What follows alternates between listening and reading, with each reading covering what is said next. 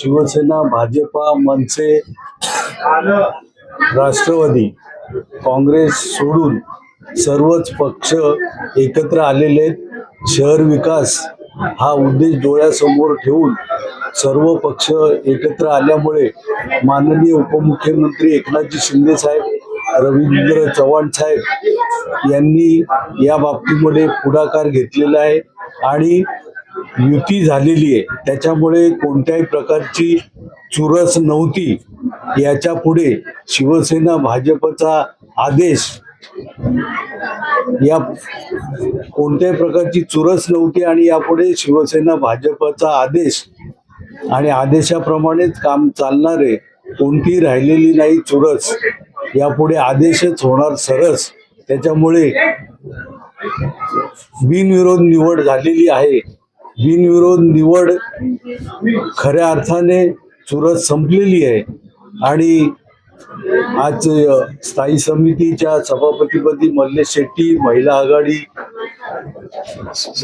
महिला बालकल्याण सभापतीपदी सारिका जाधव आणि शिक्षण समिती सभापती म्हणून अभिजित थरवळ यांची निवड झालेली आहे. त्या सर्वांचं हार्दिक अभिनंदन. आभार मानून त्याचबरोबर खासदार श्रीकांतजी शिंदे साहेब यांच्या आशीर्वादाने मी तिसऱ्यांदा सभापती झालो.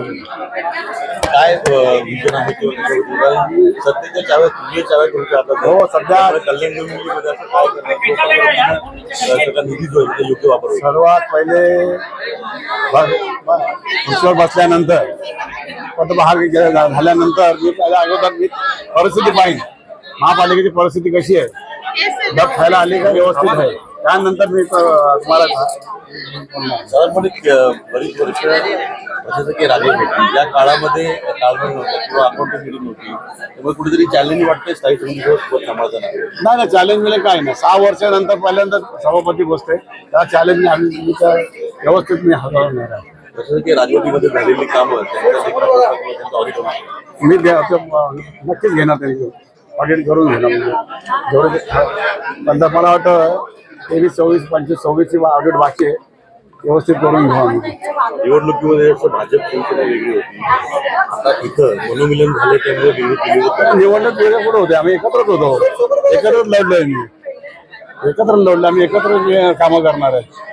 निवडणुकीत जे चित्र होतं तसं का आम्ही तसं काय बोलू शकत नाही. चित्र आमच्या पॅनलला व्यवस्थित होतं सर्व. बिनविरोध त्याच्यामुळे झाले का?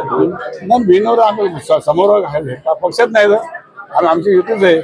समोरचं उभाटा हा पक्षात नाही, एक सदस्य फक्त त्यांचं. बाकी आमचं मनसे, शिवसेना, बीजेपी युतीच आहे.